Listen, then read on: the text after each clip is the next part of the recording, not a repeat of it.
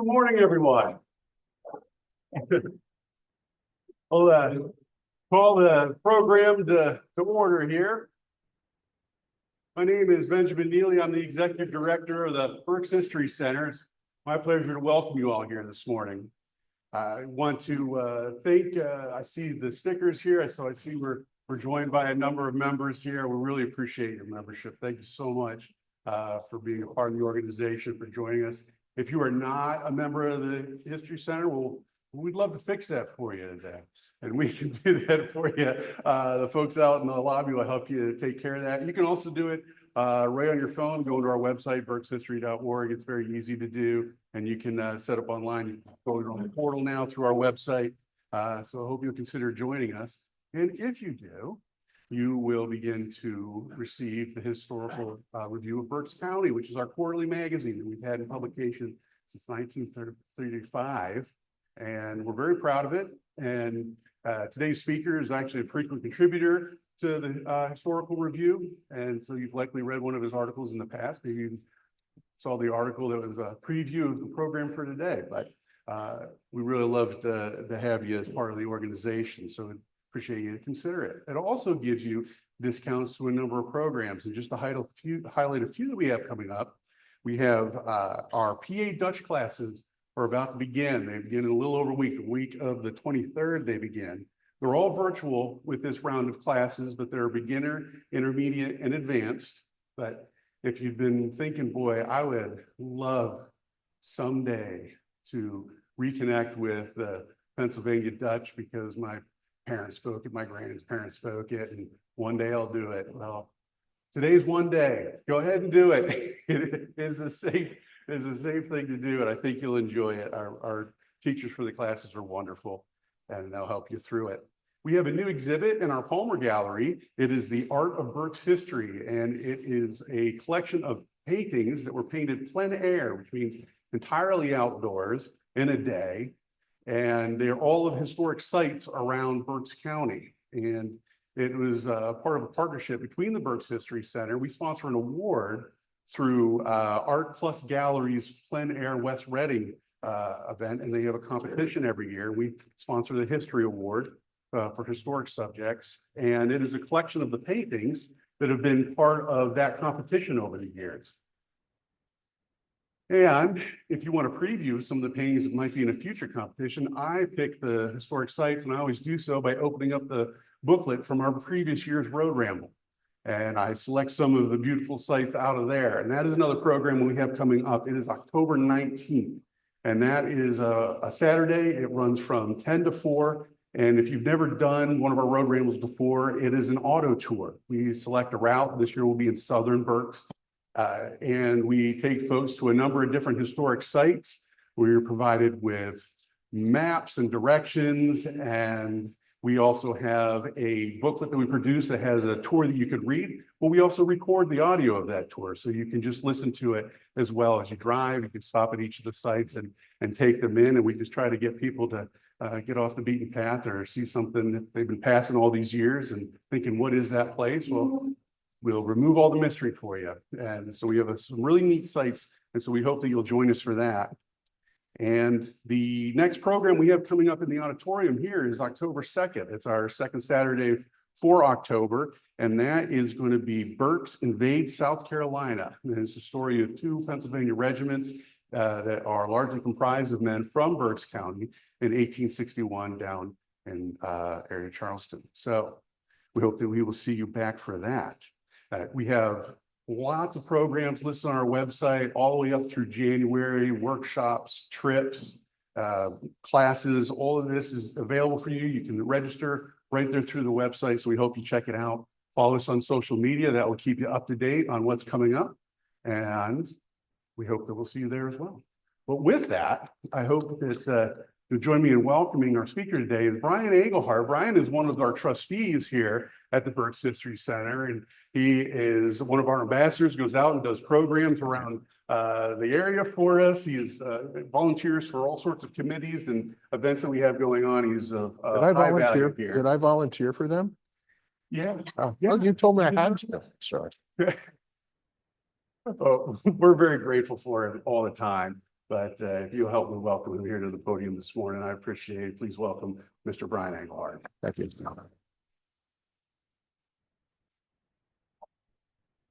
Thank you. Okay. Thank you for coming. Hope the presentation will merit you getting up and getting your butt here. And thanks for those of you at home. I hope you don't turn me to another channel. A word, two things. One is I like to work humor into most of my presentations. About half of what I write for the review is about baseball. Always have humor in that, unless it's about the '64 Phillies. And the other half is local politics or other things. This does not lend itself to a lot of humor. There is no lighter side to Indian massacres. So there's a bit of a challenge there. A word in addition. Barry Miller was a friend of mine, a close friend, as well as a colleague. And I worked with him. He wrote 3 articles on the French and Indian War in Berks County. Excellent pieces that appeared in the review. Then he was going to do 2 other articles, one on the 1728 crisis in Ole, which was the subject of an excellent presentation that he gave a couple of years ago, which I missed because I was out of town. And the other was about Pontiac's war coming to Berks County because of there were fatalities there. Well, son of a gun, Barry died. He didn't expect to die. Nobody expected him to die. He went in the hospital and didn't come out. And that was, I miss him. And I have, in each of the articles I've written, I wrote the article about 1728 that he was going to write. And I wrote this one that he was going to write. And I thank Barry for his inspiration. And if you haven't gotten a hold of any of the other articles he wrote, reach back. They're great articles about the Indian attacks, the native attacks in northern Berks. So anyway, Pontiac's War. That's a picture of Pontiac speaking at a conference right before the war began, speaking to an assembled of nations in the Midwest. Pontiac, that's a stylized picture of Pontiac that was painted in 1850. It's not a portrait because nobody painted a portrait of Pontiac when he was alive. And that next to him is Jeffrey Amherst. Jeffrey Amherst has more to do with Pontiac's War than Pontiac because of, and we'll learn about, the lighter side, the only light side, whenever you have a movie with a guy that is just so rotten or jerky, you can make fun of him. Well, Jeffrey Amherst is the guy. If you remember the John Ford film, Fort Apache, where Henry Ford comes in and gets everybody wiped out because he doesn't want to listen to anybody, there's Jeffrey Amherst for you. So without any further ado, where's the gizmo? Okay, and I do this, and hopefully it does that. Okay, a very quick summary, stealing my own thunder. Pontiac's War flared up in 1763. It started in the Midwest, and but it got to Berks County by the fall. It started in spring of 1763, and it was a group of tribes that came together with Pontiac as their leader. In the relatively short period of 1763 and part of 1764, when it was going on, settlers were killed, a lot of settlers, 2,000. 25, at least 25 people lost their lives in Berks County here as a result of attacks. And throughout the colonies, about 500 British soldiers lost their lives. There were a number of natives that lost their lives, but you don't get stats from natives. They took their dead away and the like, but there was losses there as well. Okay. The scope of the conflict, you can see it started in the Midwest. There were a group of forts in the Midwest, situated in the predominantly in the Midwest, but extending into Pennsylvania. They were a bone of contention. The Lenape, the Ottawa, called Odawa as well, and the Huron, the Mingo, the Shawnee, they all were brought together in a confederation to work together against the British. The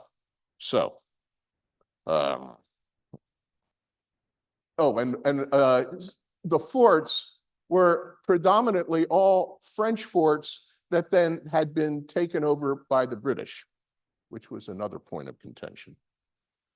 Now, the French and Indian War in Berks County, just to give you a little bit, two things. My friend Paul Ott reminded me about the walking purchase, which happened in 1737.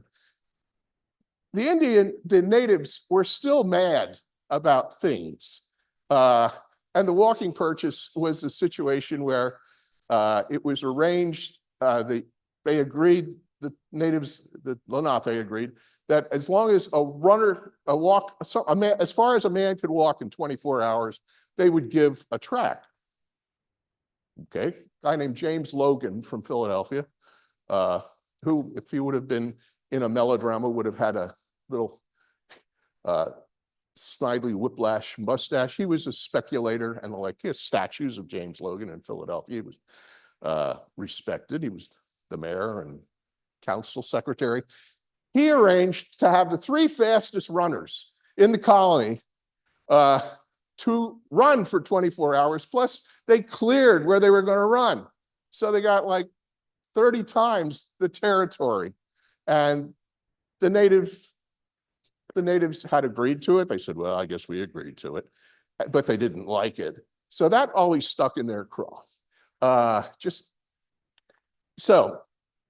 Ultimately, by the 1740s, 1750s, the Lenape that had inhabited Berks County had relocated. They got sick of the white settlers. They got paid for their land in the Tulpehocken settlement. It took about 10 years that they would get any compensation. They were mad about that too. But rather than fight, they just moved. And some of them moved up north, but the predominant number of them moved to the Ohio Valley, north of Pittsburgh predominantly.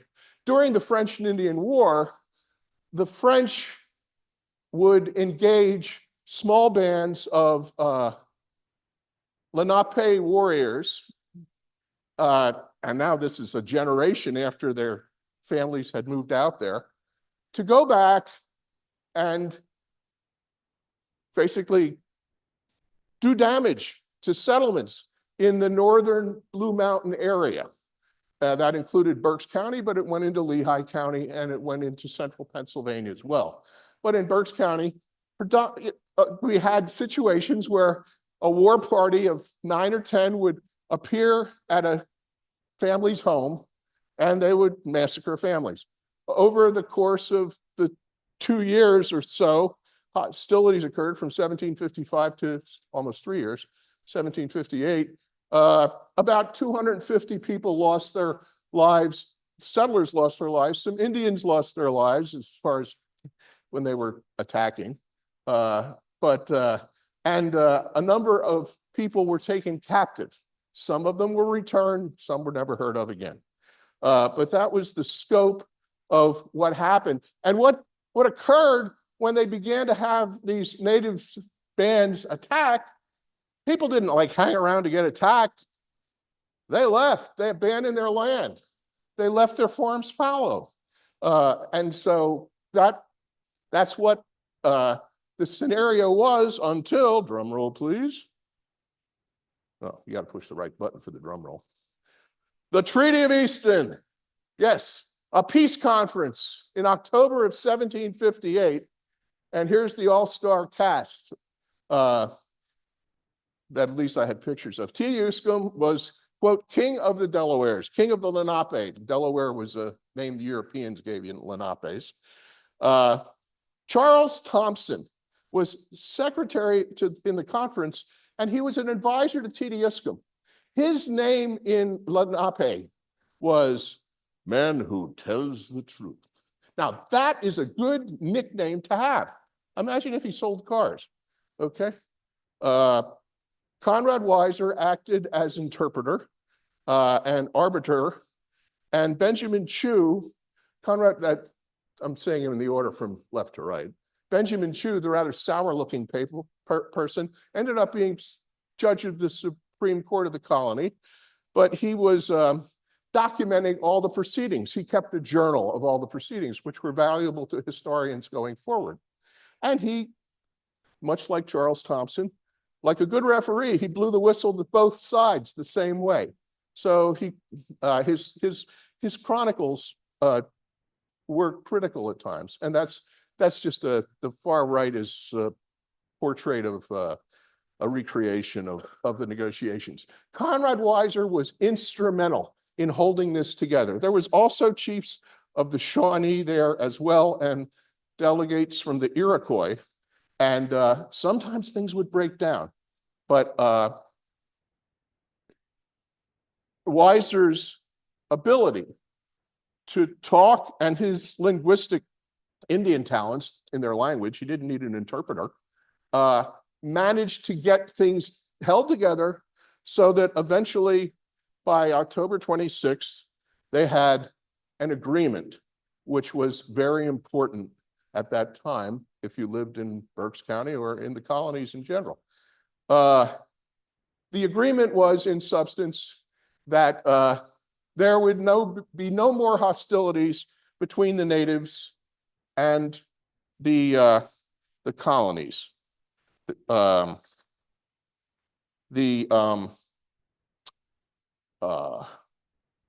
British said they would hold off anybody further going west.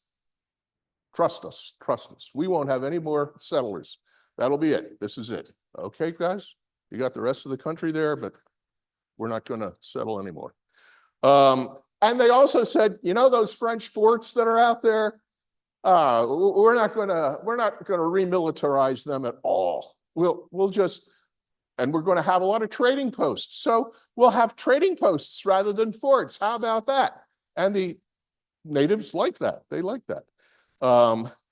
They recognized that the natives would continue to have rights in their hunting grounds, and they would also, they agreed that for 1,000 Spanish dollars, they would, the natives gave up their claim to what is now New Jersey, the Lenape land in New Jersey. So there was a number of promises, and the end result was that attacks and hostilities ceased. The effect was people said, wow, we're not going to get attacked by Indians anymore. And they went back to their farmland, and the French, except for Fort, at this point, there still was some fighting to be done in the British part of the French and Indian War.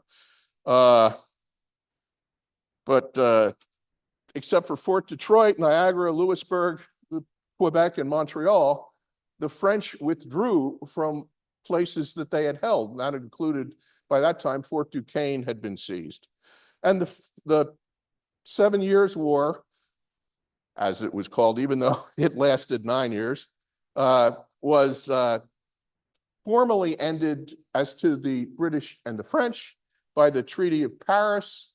And for those of you who remember for the quiz on Monday, the Prussian part of the 7 Years' War with the British was settled with the Treaty of Hubertusburg. Okay, that'll be on the test. All right. Now, so the British come in and the French are out. What was the relationship that the natives had with the French? Generally, historians categorize that as a genial camaraderie. The French lived well with the natives. The French also would give them gifts on an annual basis, particularly to their leaders.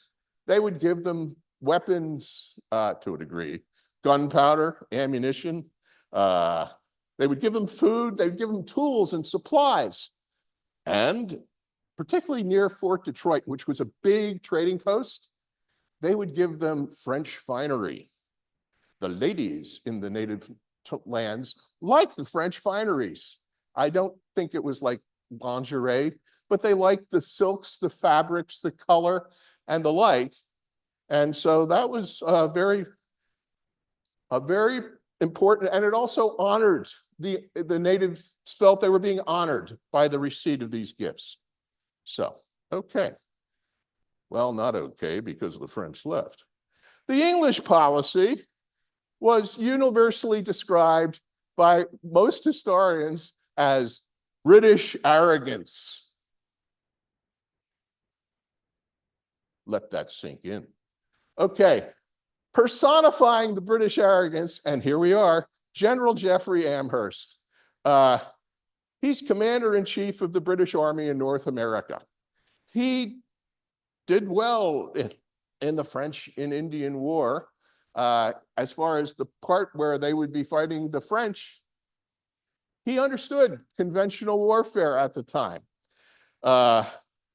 And he became a knight, Sir Jeffrey Amherst, because of how he was honored. Now, as far as running the colonies and the like, relationship with the natives, not so good. He viewed them as primitives and, quote, the vilest race of beings that ever infested the earth. And he wrote that he was fully convinced the only method of treating these creatures, these Indians, is to keep them in proper subjugation. That's not a good starting point for somebody that's supposed to get along with people, is it? So, now, the administration by the British, even though the Treaty of Paris was several years away, 5 years away, the French in 1758, they basically abandoned their forts. They abandoned areas because they lost their Indian allies. With the Indians agreeing to work with the British, or at least cease hostilities, that part of French strategy went away. And so the British just moved in forts that had been abandoned by the French and took over. Now, what did they say at the Treaty of Easton? We're not going to remilitarize them. We're not going to inhabit the forts like forts. We're going to turn them into trading posts, beat our swords into plowshares. Oh, wait, that's later in history. No, they just turned them into forts. And not only did they turn them into forts, in the instance of Fort Duquesne, which became Fort Pitt, they enlarged it. Materially, they enlarged it. That did not make the natives pleased even one bit. In Fort Sandusky, there was no Fort Sandusky. Amherst said, I want you to build a fort where the French didn't have a fort. They should have had one there. That was up near Lake Erie. And the Wyandottes had said, you know, if you build a fort here, we're going to burn it down. No, they didn't say it, burn it down. No, we burn it down. But they said, we're going to burn it down. Well, fast forward. Anyway, he halted the gift giving. He said, we'll save money. We won't give those gifts. Okay, we'll save some money. It'll help our budgeting. Well, nobody likes that if you're the old recipient of gifts. And moreover, he prohibited sale of any rum or alcoholic beverages to the natives. He said that'll erode their character. And the gift giving, not getting gifts, now they'll be more self-sufficient. It'll be good for them. None of this was popular at all. But what really stuck in the craw of the natives, when you put the bottom line, was the refortification of the forts. Okay. Generally speaking, Amherst, aside from loathing them, he wanted to reform their behavior without understanding anything about their culture. Wrong way to go about administering a group of people that you don't understand at all. Okay, oh, and his military policy. On his bookshelf, I'm sure, was The Art of Fighting in the Wilderness by General James Braddock. Like most members of the British staff, he didn't think that natives could provide a match for a British grenadier. Well, General Braddock proved that wasn't right when his column was massacred by a group of opponents that were about a third of the size, but they used frontier tactics. And so that was Amherst's view. What are we worried about these natives anyway? Well,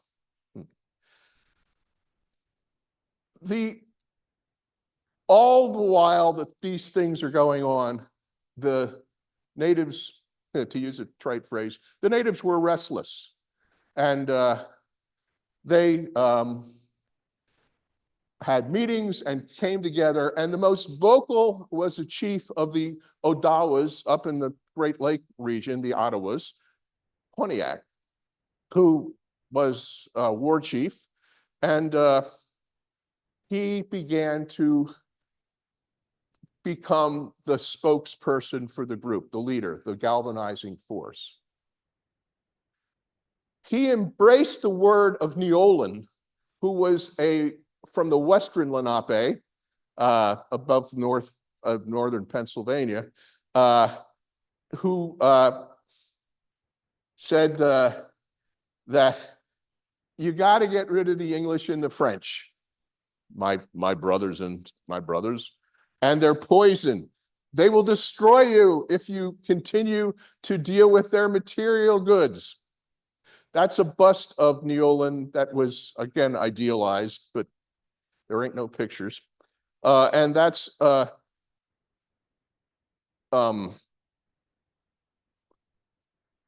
Pontiac embracing the word, and it was quoted as, "It's important for us, my brothers, that we exterminate from this land, from our nation, this nation, the British, that seeks to destroy us." Exterminate. That's a strong word.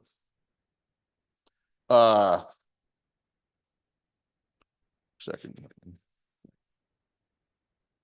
Okay.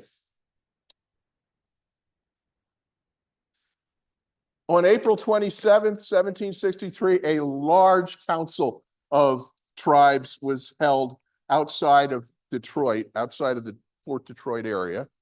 And part of what Pontiac stated was, "It's important for us, my brothers, that we exterminate from our lands this nation which seeks to destroy us. You see us as well as that I can, that we can no longer supply our needs as we have done from our brothers the French. Therefore, my brothers, we must swear the destruction of the British and wait no longer. Nothing prevents us. They are few in numbers and we can accomplish it." So Lenape thought up a strategy. Okay, and so it's about to hatch. In the meanwhile, what happened to Conrad Weiser? He put things together at Easton. Well, sadly, Conrad died in 1760. So he was the tender age of 63, which when I was young, I thought, well, it's pretty old. No, he was young. He was 63. And he did not die so soon, however, that after the French had abandoned the forts, he advised the British. I don't know if he had a meeting with Amherst himself, but Amherst disregarded it. He said, you shouldn't remilitarize the forts. That's what we talked about at Easton. You weren't going to remilitarize it. And he underscored in a letter, this particularly means Fort Pitt. If you're going to, you're not only remilitarize, you're making it bigger. That's going to be viewed as an insult. Well, didn't do that, and it was not heeded, and Conrad was gone. Okay, on May 1st at Fort Detroit, Pontiac goes in with a group of braves, and they say, hey, we want to have a council. Well, the commander at Fort Detroit had gotten word that Pontiac might be trying something fancy. So he had armed guys hanging around, anticipating that something would happen that was not going to be, be careful. And so Pontiac looks around. They had planned on seizing the fort then, but it didn't work the way he had planned because obviously the British were anticipating something. So he said, well, okay, nice visit. We'll be back. And he did come back. And they began with a full assault on the fort that would last for another 6 months on May 9th. So Fort Detroit, you see the forts. 5 of them are outside of Pennsylvania. 3 of them are in Pennsylvania. Fort Pitt is in Pennsylvania. Fort Detroit and Fort Niagara are the only ones that don't fall by mid-July. Or mid-June, I'm sorry, mid-June. My mistake. The forts weren't big. They had small garrisons. Those that were inhabited by the French, why would you need to have a real fort if you were getting along with everybody? If you're not going to be attacked, no, you can have a garrison of 12, 15, 30 people. Most of them had very small garrisons, and most of them fell by way of deception. You're going to, throughout this, if they only had a cell phone, if they only had an internet, information didn't travel. So they didn't know that there was a rebellion. They didn't know Fort Detroit was attacked then. So when a group of Indians, of natives, show up at Fort Sandusky, and they say, we want to have a council, Fort Sandusky with its 20-man garrison said, oh, sure. And they come in and they did what Pontiac had planned to do, which is they then overtook, they had the drop on the British, they massacred them, and they burnt the fort down, just like they said they were going to do. Fort Sandusky was the one that Amherst had specifically commanded in 1761 to be built. Some of the other forts, one fort, I forget, one of them, his mistress was an Indian woman, a native woman, and the commander's mistress, she comes to him, and then people pour in, and again, it's a small garrison. They cut his head off and massacred the garrison. One of the places, yeah, the Fort what I have trouble. The one in Indiana that begins with Ulaturn. That's the only one where the natives said, you got to leave. We're not going to kill you. You got to leave. And they let everybody leave without an attack.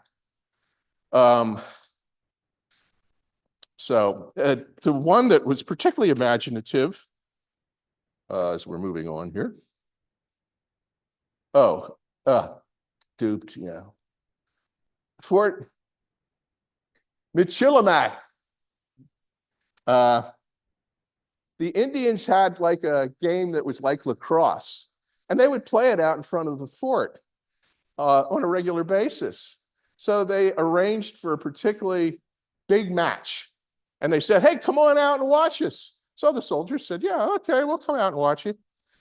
Soldiers are out watching them play this lacrosse game. It's getting closer and closer to the front gate, and nobody notices that Indian native women carrying tomahawks and other weapons under blankets are going inside the fort.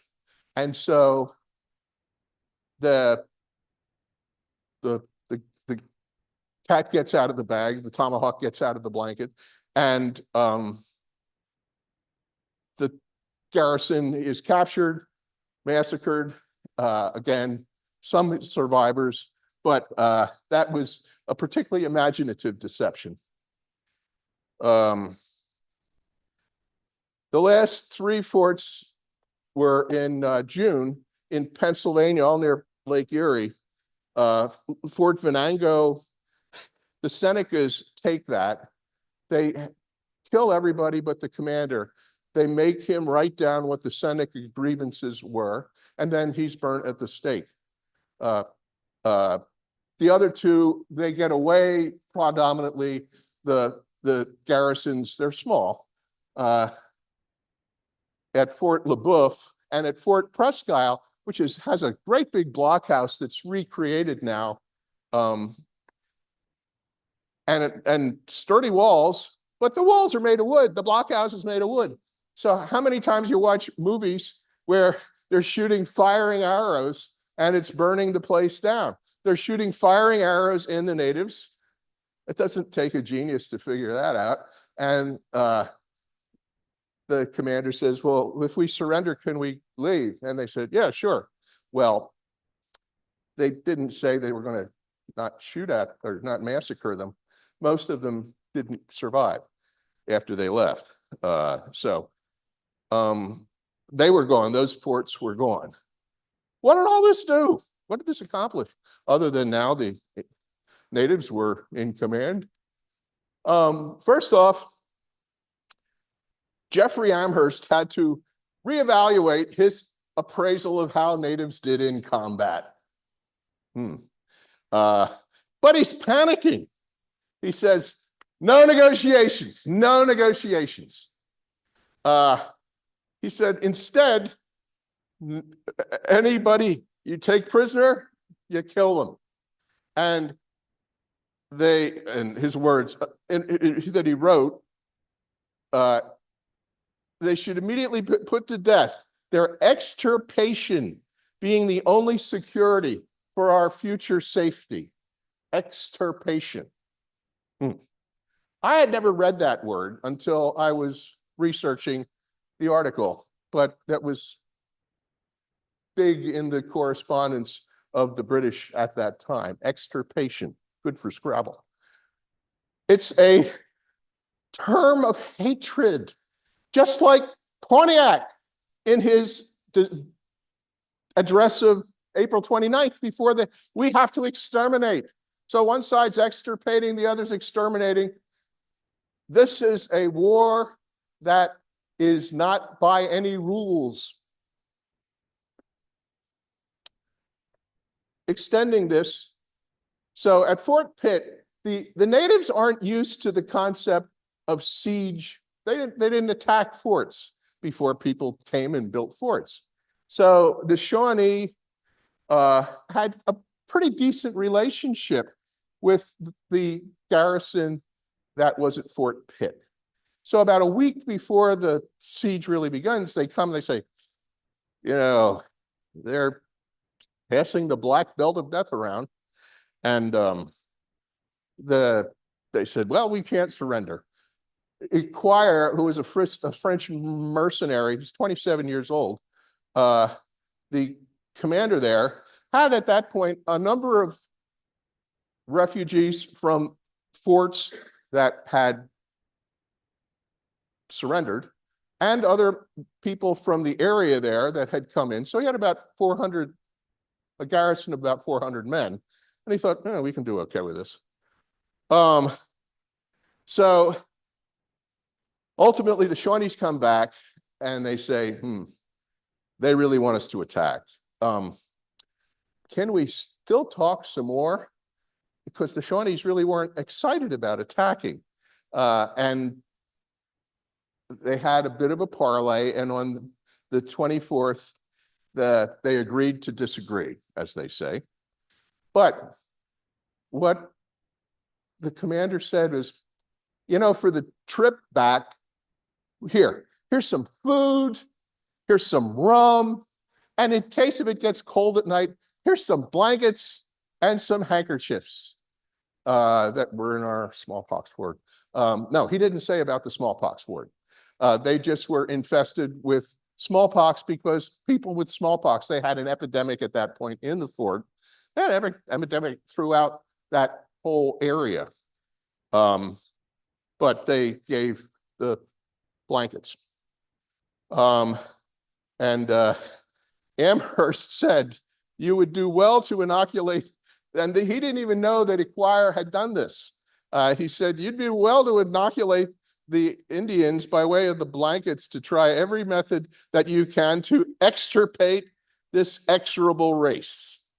The words of hate. So he's trying to use germ warfare.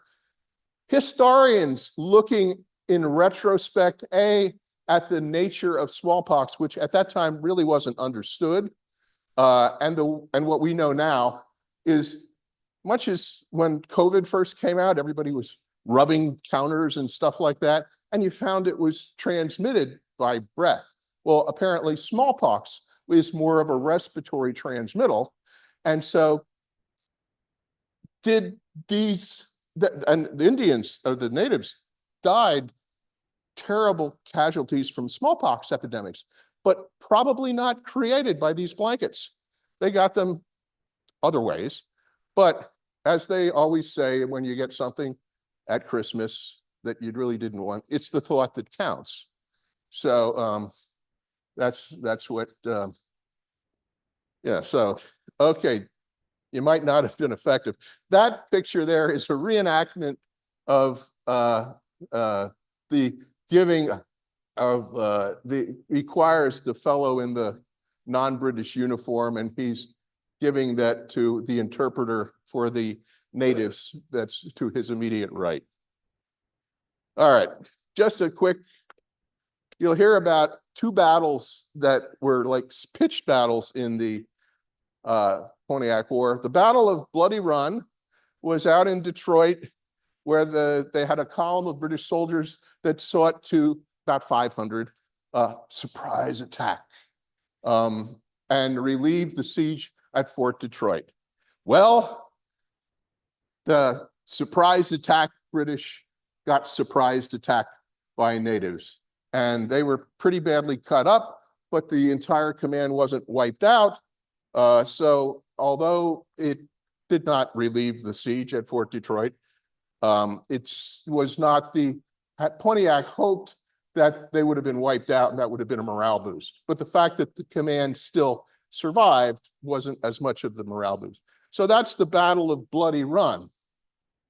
Remember that on the quiz, because the Battle of Bushy Run was about a week later. Bushy Run, Bloody Run. Now that was a victory for the British, but it came at great cost. It was out in Westmoreland County. Colonel Bouquet led a column to relieve the siege at Fort Pitt. The Black Watch, in this painting recreating a note where they looked like they were retreating, the Black Watch did. The natives said, they're retreating, and came forward, left their positions, and then they were routed by a bayonet charge. And so it did relieve the siege at Fort Pitt. So that was Bushy Run, Bloody Run. Okay. That reminds me. Got to put this on silent. My wife will want to know where I am. Okay. Stuff is going on. Although Indians are killing settlers, there's a great deal of antipathy against Native Americans by settlers. In July, up in Lehigh County, which isn't that far away, a number of friendly Indians, natives come to John Stetton's Tavern, which also had a function as a trading post. They have pelts. They're treated shabbily. And when the night is done, they're noticing that some of their good pelts are missing. So they go to the magistrate, and the magistrate gives them a letter and says, you should get your pelts back. Take this to the sheriff, and he will help you get your pelts back from whoever took them. Well, the sheriff says, if you want to have your lives, still have your lives, get out of here. So they leave without their pelts. They leave being treated shabbily. They bump into a group of other Lenapes, and the other Lenape said, yeah, we had the same kind of treatment. And they say we should take revenge against the English, and they declare, and we should have war against them. So that's what that group of Lenape said up in Lehigh County. And the next week or two passed, a friendly native family, Zachary and his wife and another woman, come through, and they stay in a camp, which is a general camp that both settlers and natives have the rights to use. They're sleeping, and they're murdered. They're stabbed to death. They're beaten by rangers under a fellow named Captain Vetterholt, who was a very prominent ranger in the area, Lehigh Valley area. So now we get to Berks County. Now, this started in May, okay? The attack on Fort Detroit. In September, counting on my fingers, not that many months later, Rangers are patrolling or in a campsite in northern Berks up near Albany Township, which is beautiful, particularly at this time of year. And because I was up there this week. Anyway, they get shot at by some natives that they spy, and they say, let's follow them.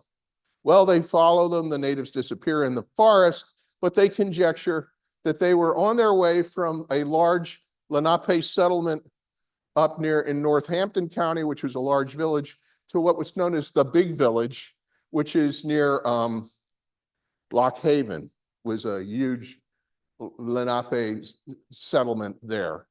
So they thought, well, they're just on their way through, but they thought they'd take a pot shot at us. Not so. So the Fincher family on September 8th, it's getting to be sundown. And let's talk about the Fincher family. The Finchers had lived at their farm before the French and Indian War. One day they were away, fortunate for them that day, and natives came and burnt down their house, burnt down the barn, and they got the word at that time that this is happening on a widespread basis. The Fincher family says, we'll go elsewhere for a while. Well, just like so many other people in that area of Berks County, Albany, Bern Township up there. They come back after the Treaty of Easton because it's peace again. Now, they're Quakers as well. They're peace-loving people. So they're not your regular Pennsylvania German. So 8 well-armed natives come to the house and they say, natives, hi, how would you like some food? And the natives say, no, we don't want food. They say, are you sure? You won't hurt us, will you? Well, they killed them all. They murdered the family, they tomahawked the wife.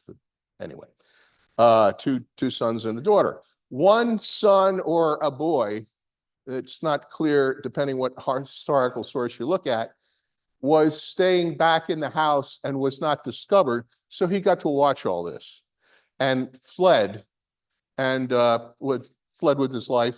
And so that's how the account existed as far as what happened with the arrival of the natives and the like. The daughter Rachel was carried off, but she would be returned a year later. Rangers are sent out and a fort is relatively nearby, and they come right away. They say, where'd they go? Where'd they go? Where'd they go? They follow the trail of the natives, and sadly, the natives takes them to the nearby. This is just south of the Blue Mountains, up in Albany Township, the Miller family farm, and what they find are the bodies of 4 children that were murdered and scalped, a baby whose head was smashed against the wall. Miller and his wife were out in the fields. The natives pursue, they're not together, but they pursue her, they catch her, he gets away. The natives get away from the Rangers. After some shots are fired, the natives had seized 2 children. They let them go. They had been tied together and coming out, but they let them go. Mrs. Miller is never found, so she was presumed killed. That was September 8th as well. On the 9th, the Hubler family, he's away, or he was wounded, and his wife and 3 of his children were captured. And it was ultimately determined that his wife was killed, and none of the children were ever returned, even though the Indians did theoretically return captives a year or so later.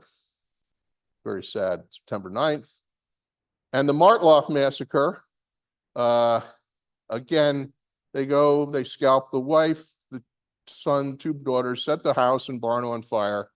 And a daughter who witnessed this from the outside escaped by running through the woods in a thicket. So that was 3 days. About 18 or 19 people lost their lives. In the meanwhile, up in Whitehall, and the reason I have this map here, I was thinking I wasn't going to have to be 11 feet tall, but you can see Allen T.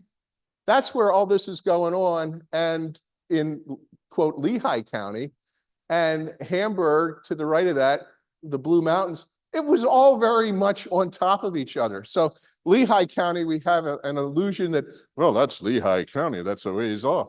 No, this is not a ways off. All of this was all happening very close to themselves. They had the Whitehall massacre, where the natives strike back at the Stenton Tavern, where Captain Vetterholt and his Rangers were. And they kill Captain Vetterholt, they kill Stenton, they kill a number of Rangers, and they go to several farms and kill families. And by the time that day is done, or night is done, they had killed about 25 people. They had burned 5 farms, and a number of people were wounded. So that was October 8th. So things are still continuing in this area of Pennsylvania. November comes around, and the Franz Bailey farm in Albany Township is attacked. That's from the newspaper that describes what happened. And one of the Bailey sons was killed. The neighbors came to the Bailey's aid and fired some shots, and it caused the native raiding party to not burn down the barn. This is a picture of the Stapleton area they went to the Stapleton house, but the one Stapleton's son, Stapleton's an odd name for Albany Township in the late in that time, it's British. And John Bond was kind enough to give a tour to me of the area, and he said that there were some British settlers, but predominantly it was German up there. Anyhow, they go from the Stapleton house, the Stapleton farm, to the Schiffler farm, where they kill his wife and sons, burnt down the dwelling house, and they go then to Jacob Tree's farm. They burn his home down, and he killed somebody named Schober, unnamed with a first name. And then they go to the Smith farm and the Enos farm. They capture a 13-year-old boy at the Enos farm. They burn them down, burn the barn, burn the home, and but the 13-year-old boy escapes. The final victims in Berks County were three unnamed men, who were returning to their home in Bern Township that had been abandoned. They had abandoned, but they thought things had piled down. Well, they hadn't quieted down enough. And this is from the paper. Indians that did this mischief is said to be not to exceed 9, and they spoke English and some Dutch. Then they write about they lost 2,000 bushels, and the condition of the inhabitants is most melancholy. There being in several houses no less than 10 or 40 children, besides men and women, who are all obliged to fly for their lives without being able to bring anything for their support. So that's out of the Pennsylvania Journal. So what's going on that comes out of this is over in London, people are thinking, what are we going to do? So King George III, on recommendation from his ministers, he issues the Proclamation of 1763. The Proclamation of 1763 says, we recognize the rights of natives. We won't go west further than, and they had boundaries. We will not, we will respect your rights in those areas. Well, that's October 7th that came out.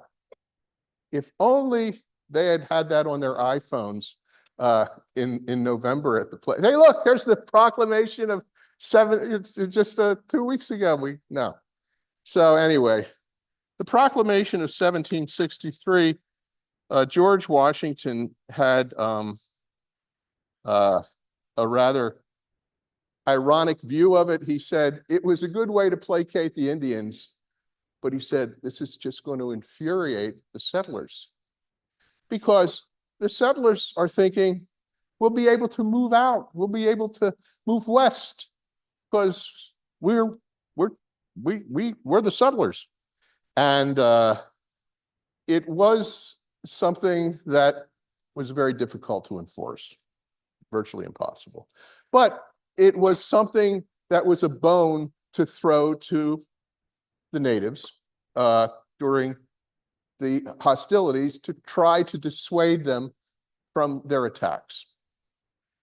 Well, a more cogent way to dissuade the natives from their attacks was to say to General Amherst, you can go home. You can go home, Jeffrey. His wife was supposedly going insane, and he wasn't having the best of times here with all the negative stuff going on with native victories and the like. And he's replaced by General Gage, who had been stationed up near Montreal and was probably very happy to come south and get away from Canadian winters. So General Gage really doesn't change much of General Amherst's policies. He's not like a kumbaya kind of guy, except one thing. He now gets General William Johnson involved. General William Johnson was the British Superintendent of Indian Affairs. He was remarkable. During the French and Indian War, General Johnson learned Iroquois, extensively dealt with the Iroquois, was respected by the Iroquois, didn't have as much of a great nickname as the guy that was man who tells truth, but he was highly respected by the Iroquois.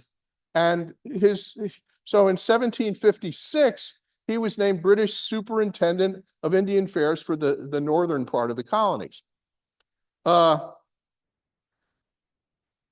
So General Gage says, okay, you can, General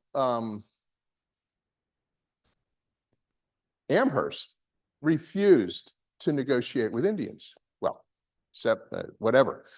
General Gage said, yeah, you can talk to them. Start out by making some peace with the Senecas up north. So he gets the Iroquois to agree that they will work with the British against the Senecas up north. And then some peace is restored in that part of the colonies. A note. He had said to Amherst, when Amherst was just getting used to administration, don't stop the presents. They take these annual gifts as a way, a recognition of honor. There's something that you need to continue. And like everybody else giving advice to Amherst that he didn't agree with, he ignored it. Silly boy. All right. So the peace process now has been begun with General Johnson. But, and in the meanwhile, just a quick word, this is the subject of a whole different presentation, but it can't be ignored. Close to us near Lancaster, the boys known as the Paxton Boys, they massacre 20 very peace-loving Susquehannock Indians. They go to where they live to start with. They kill about 8 or 9 of them. The ones that flee are kept in a prison in Philadelphia, but they weren't prisoners there, but they had to stay somewhere. The Paxton Boys find them and massacre them there too. The Paxton Boys no Paxton Boy was ever held accountable for the massacre. And this is at the end of 1763. What you have there is a plaque that William Penn made treaties with the Susquehannocks, and the tribe was exterminated by the Paxton Boys. Ben Franklin said at that time, the spirit of killing all Indians, friends and foes, spread amazingly through the whole country. So the Paxton Boys personified that. There were other massacres early in 1764, a couple in Pennsylvania. In Franklin County, 4 braves massacred 10 school children and their teacher, scalped them. In Virginia and Maryland, there were also massacres of small groups of farm workers and the like. And people were panicking. They were concerned. And so Governor John Penn came up with the scalp bounty, where it says it exempted Iroquois, but the Lenape and the Shawnee were fair game, and it was for scalps of males more than 10 years old, it was $134, and for those of females above 10, $50. And this remained in effect until the end of 1764, when, as a result of certain peace agreements, hostilities subsided. The good news is there were not very many records of any bounties paid for scalps.